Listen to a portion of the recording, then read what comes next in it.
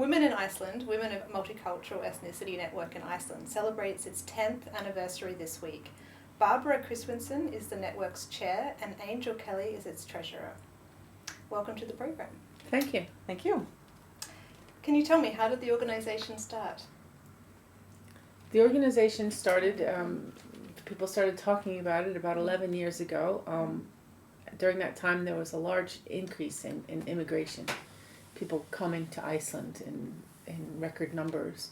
And we just noticed that there was a lot of negative thoughts. There were some, immigrants had a negative image, and especially immigrant women.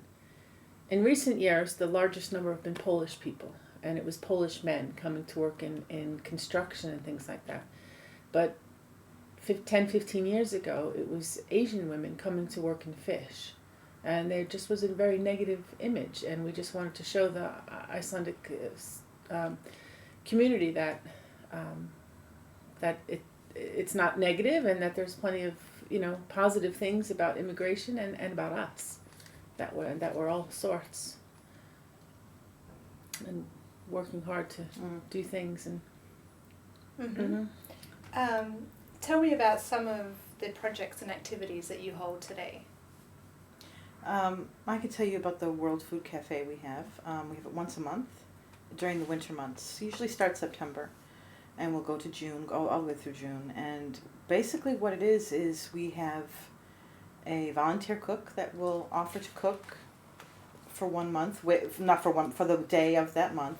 A professional cook? No, just women that are in the group. And basically what it is they have one night to introduce their homeland cuisine, food that they love from home. And they share it with us. They share that food with us, and usually maybe 3 or 4 women from the same country will get together and cook up a meal. And we only allow 30 women to attend today. It was a little bit freer, a little bit more open in the past, because it's changed quite a bit.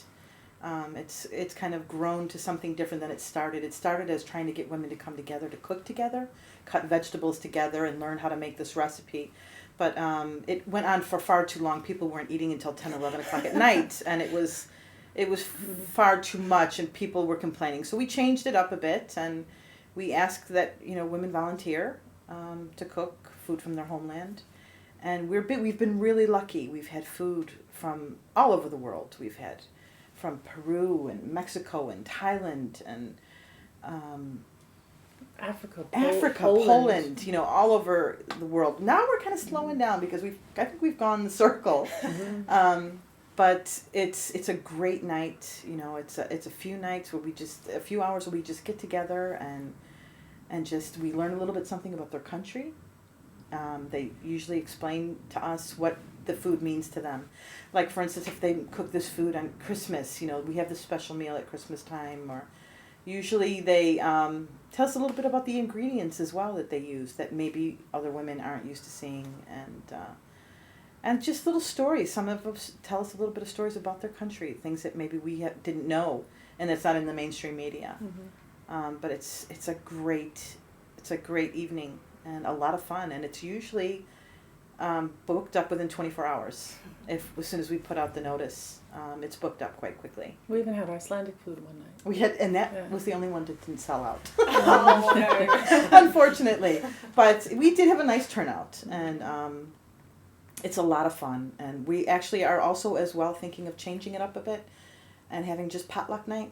So then there's no limit on the amount of women who can come, and everyone could bring a dish from their home country. And we've done that a couple times with great success, and people love it. And there's, everyone gets to go. There's no limit, because usually we're booked up quite quickly, and then the waiting list, there's like 7 or 8 or 9, 10 people on a waiting list that don't get to come, which is unfortunate. So where are the events held? The events are held at Tungata. That event is held at the Tungata, in the basement of the Tungata 14. Kitchen and a saal.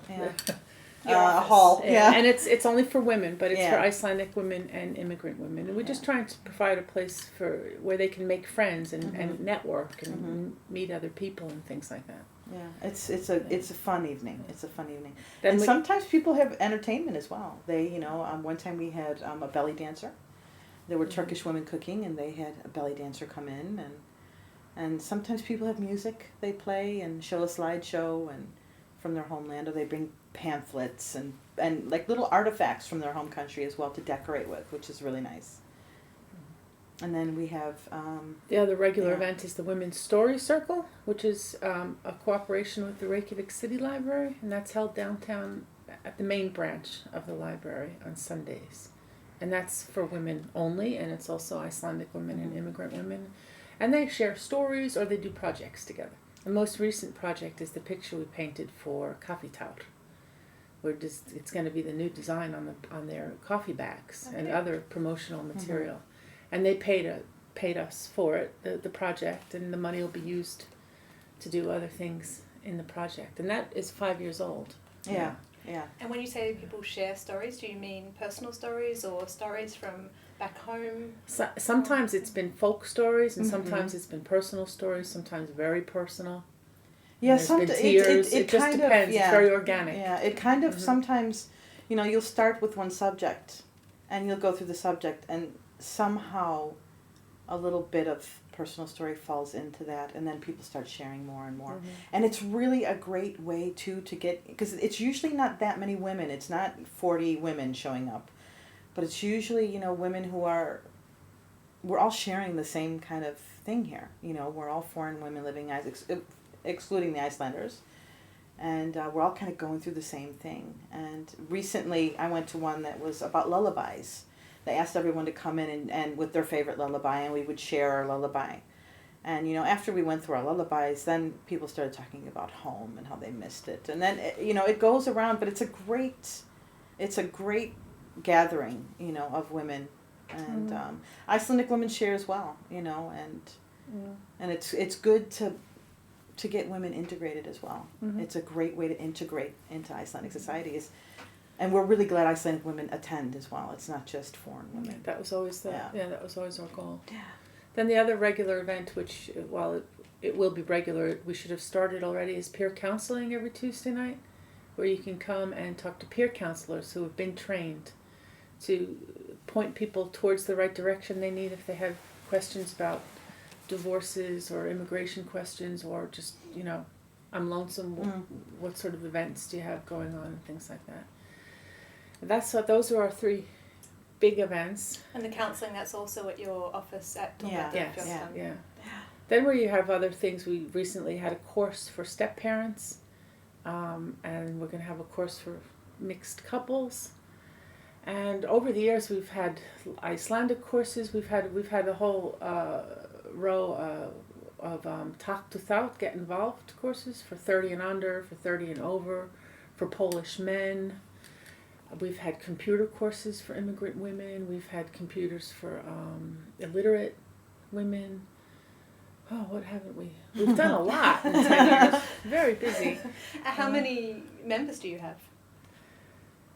We do, because we don't charge membership. It's kind of hard to keep track of that. We do, like, as I told you, we have about 400 people on our mailing list, a little bit over 400 people on our mailing list. But those are not including the people that visit our Facebook page and some of them are not on our mailing list at all. So we're not really sure how many women actually kind of keep up with us. But we're sure I would say probably maybe 600 that really actually keep up with us, and the funny thing is, and sad thing is a lot of people are like, what? I've been here for 6 years and I've never heard of you, which is really sad because we're there, and we try our best. We try our best to get the word out, and we always ask women to please tell your friends, bring a friend, if you know someone who's in town who is lonely or just wants a good night out, to invite them. So we do encourage women to share our information about our association, because we're there. We're pure volunteer, and we just want to bring women together, foreign women, because we know what it's like, and lobby for women's rights, and we're always super aware that there is no men's group, so quite often when we're speaking for immigrants as a whole. That's what I was going to ask you. You mentioned that you have had courses for Polish men, for example, but there is no group dedicated to immigrant men. No. Yeah, We encourage them, though. Yeah, we encourage them to start their own group. we can't start it for them.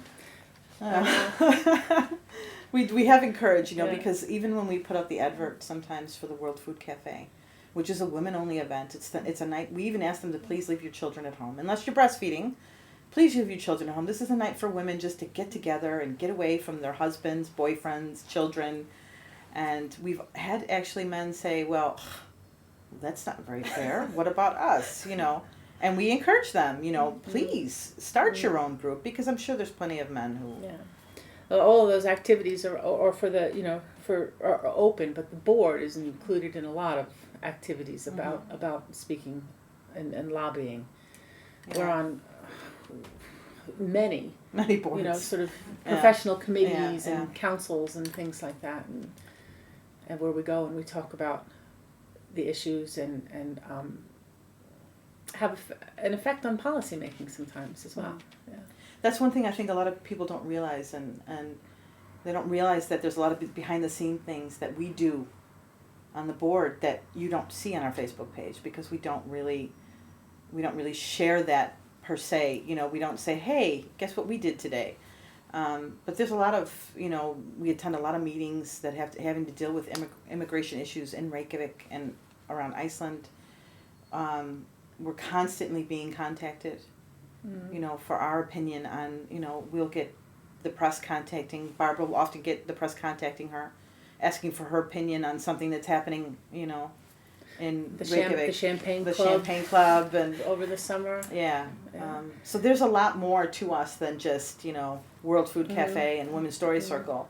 We answer, we have a chance to respond, is it called to respond to bills that go through Parliament, if it's anything connected to immigrants' issues or women's issues. So you have a chance to give comments. And yeah, which is extremely, it's an extreme honor for us that they do look to us for that. It kind of validates us a bit, that we actually, that they actually know that we're there. And, we've been around for 10 years. So it's, it's been a lot of hard work. Women before I came into the group have done a lot of hard work to get where this association is today, which, I'm honored to be a part of. It's an incredible association. Yeah. And individually, you've been here for a long time, more than 20 years, 26 years for you this year, Angel. Could you tell me how you both ended up here in Iceland, starting with you, Angel? My mom's Icelandic, and I came here when I was 19 for a visit for 2 weeks. And I had loads of family here because my mom has siblings, and my grandmother and my grandfather, and my family had said to me, why don't you just stay for, a little while and we'll get you a job. And back then, all they had to do was go down to the Útlendingaeftirlit and say, she wants to stay, she's Icelandic, okay, and they press a button and I got to stay.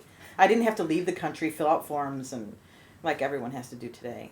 So I got to stay, and it was, interesting for a little while. I was young and having fun, and I got kind of bored and wanted to go home. So I moved to Grundarfjörður, a small fishing village, to save money so I could go back home. And then I met my husband, and I've been here ever since. Is your family in Grundarfjörður? No, most of them are in Reykjavik.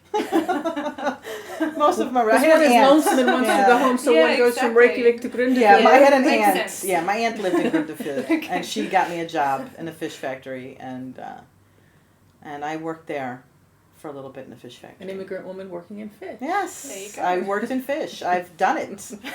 I've done it. It was not fun, but it was. I'm lying though, because working in fish when you're young, and there's a lot of young people. When I first came here, it was nothing but foreigners. There were very few Icelanders working in fish. It was a lot of foreigners. So there was a kind of a community of foreigners working in fish, and we had lots of parties and lots of fun. But, then I met my husband, and I've been here ever since. That 2 weeks ended up being 26 years. It happens. Well, my number's 2 also. I moved here in 91 and was going to be here for 2 years, not 2 weeks. and I never left and never moved to Grundarfjörður. And never worked in fish. I feel like I'm missing out on some cultural experience. My husband went to the States to study, and I met him at this. We were both in the same hospital he was learning to be a surgeon, and I was doing a clinical, and respiratory therapy, and we met there and got married. And he had been in the States for 12, 13 years when we finally moved back to Iceland, because he wasn't able to get a permit in the States because of the kind of visa he went out on. He had to come back to Iceland for 2 years. So in 1991 we came in June, and we were going to be for 2 years. And I'm still here. And looking back at those 20 years, what would you say have been the biggest challenges that you faced moving to Iceland, being an immigrant here in Iceland? Language. I would say for me it would be language. For me, it was the language and choice. I'm from New York, not New York City, but a 20-minute train ride from New York City, and it's tiny here, and there was no choices and things like that. I moved here very pregnant with my third child and 2 little girls, and I was going to go out and look at play schools and wanted to know different kinds of philosophies and hours and things like that. And there was the city play schools, or the Ananda Marga, nuns, and you didn't go shopping for play schools, so to speak. And that was all very, very. That was just not having all the choices that I was used to having was difficult. And food. Food.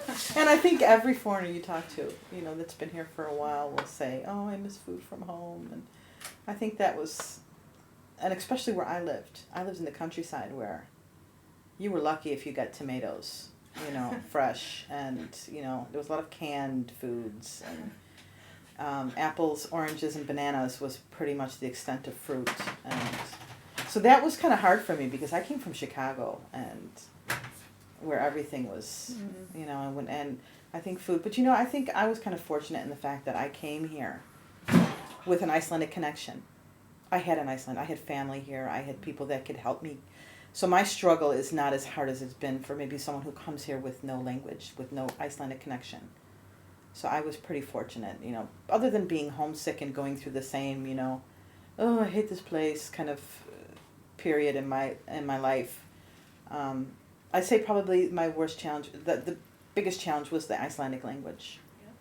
But other than that, I really, my struggle is not the struggle that a lot of foreign women have when they come here. Is there anything that you wish you'd been told, anything you wish you'd known before you made that move? Maybe not to go to school to learn to be a respiratory therapist, because it doesn't exist as a profession outside of North America, actually. And I was a typical American, I guess. I just didn't realize that, that was a possibility. I had no idea. So, but who knows? I think it all turned out pretty well. So you found a new career here? Yeah, I found a new career. It was hard to find a niche. That was difficult because even though I was a stay-at-home mom before we moved here, I was a full-time stay-at-home mom. We did science projects and went on field trips, and we were in quite a few play groups, and I was in different councils, the volunteer fire company to raise money for them, and the women's hospital auxiliary to raise money for them. I was quite busy. Also the church food kitchen. Feeding the poor and things like that, and I was just used to being busy and connected and things like that. So I was very lonesome. So I guess a good idea would be if you have the chances to maybe start learning the language first, or preparing to learn a foreign language. Yeah. Yeah, I was so young when I came here. I think there was nothing anyone could have told me I would have listened to anyway.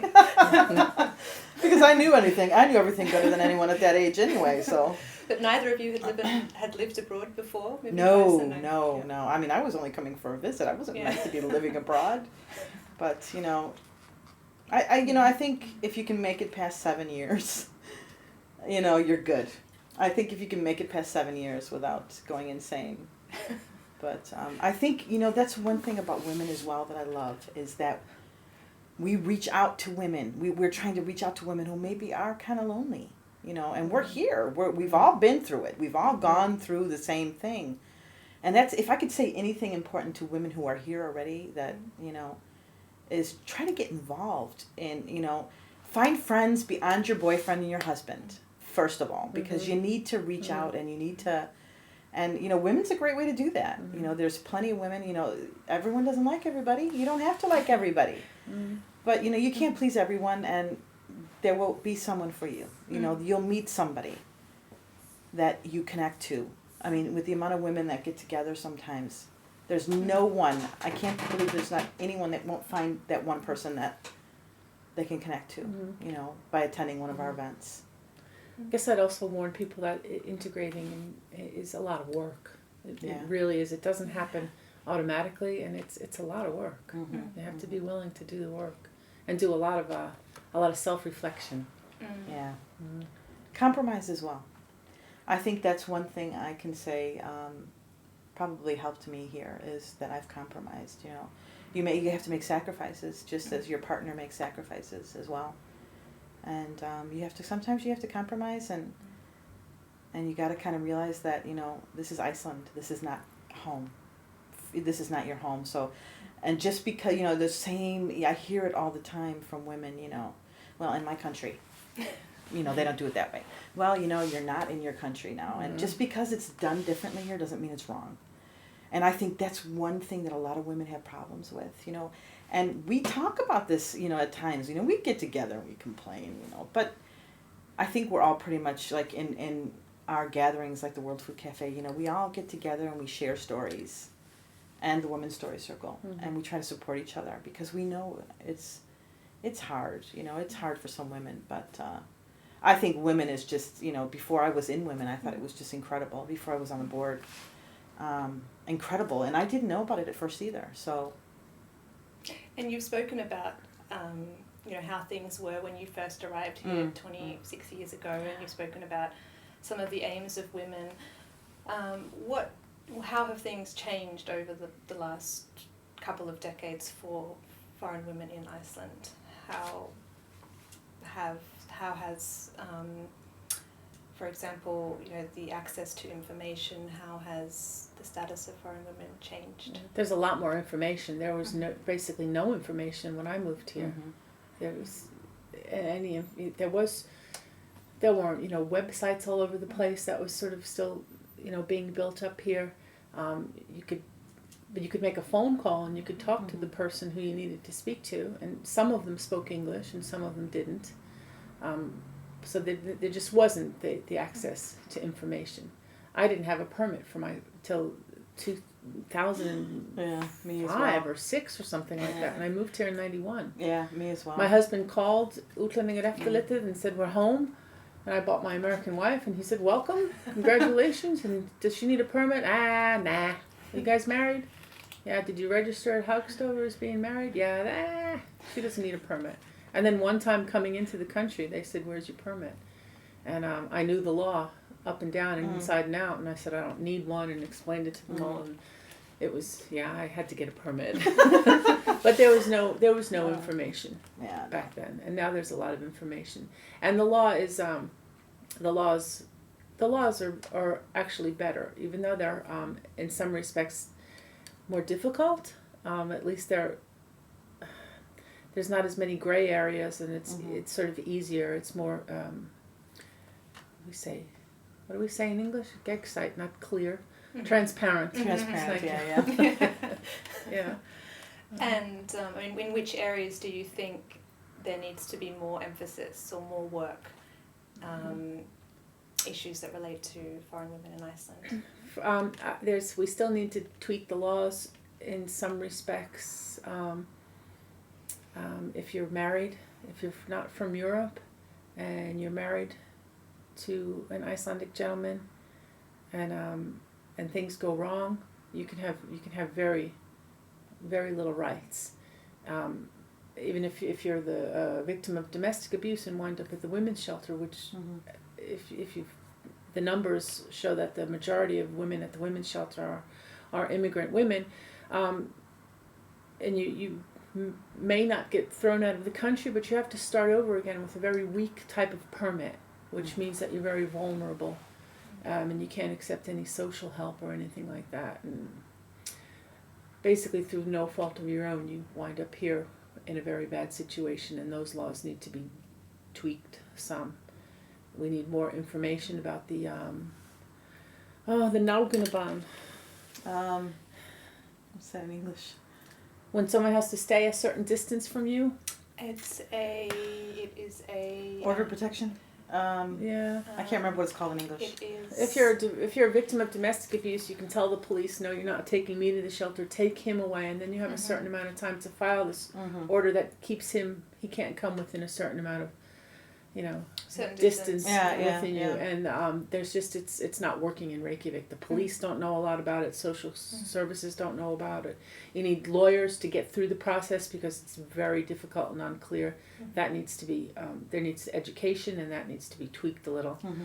Then I would just like to see social civics lessons. That everybody gets a certain amount of civic lessons on the way in. That you get invited to a meeting where you get this introduction to your rights and obligations and what you need to do and what you need to make sure it happens on time and everything like that, because a lot of people just say that they didn't know. That's unfortunately, yeah. And a lot of women don't know because maybe they just don't have access to information, or maybe they're not allowed to have access to information. Unfortunately, there's some situations where women come here and they don't know their rights. They're told their rights by their husband, which may not be true, which is really unfortunate. It's unfortunate in this day and age that women are coming to Iceland under false pretenses and maybe not being told the truth by their husbands, their partners, when they come here. And also there are a lot of foreign men that wind up coming out badly in divorces and custody cases and things like that. So the Sysslumon in Reykjavik, for instance, the district magistrate never orders an interpreter. People can bring one with them if they want, but there's no guidelines as to how professional this interpreter is or anything like that. And people have signed papers, for instance, that they have no idea what they're signing in those papers. Do you want to sign these? And he's going like this, and she says okay, and she signs them. And he's got custody and everything, and she doesn't even know what she signed. We could do a little better there, I think. Yeah. That's one as well as that's one of our our peer counseling.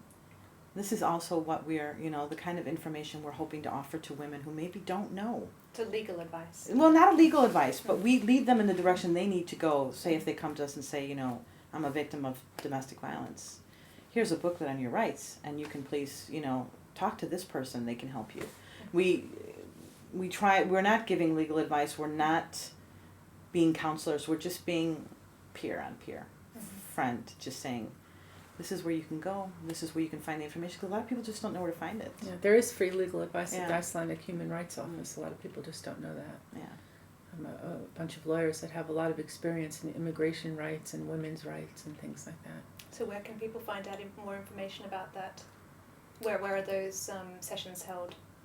The peer counseling? And the Human Rights Office? Well, you can get information about the peer counseling on our Facebook and our website. I guess the best place if you want to find out simple information like that would be MCC, the Multicultural Center in Isafjörður. They have a pretty active website where they try and people just don't think to put in MCC when they're looking. Yeah, mcc.is. And they can find information. Or womeniniceland.is as well. We have our own homepage.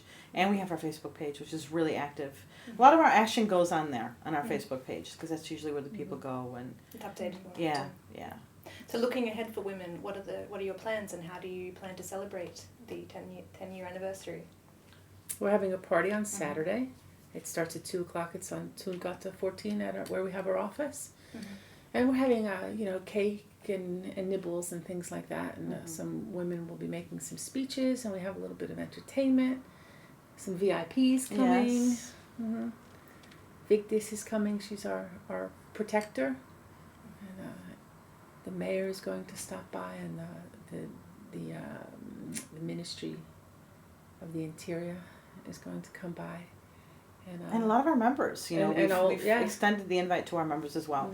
A lot of times when people have these parties, it's always usually politicians and other associations that just get invited, but we really feel it's important to invite the women who make W.O.M.E.N what it is. You know, W.O.M.E.N is what it is because of the members, you know, the people who take part in the things that we offer, and we just want to celebrate them as well, you know. Celebrate women in Iceland. Well, thank you very much for your time. Thank you. Thank you.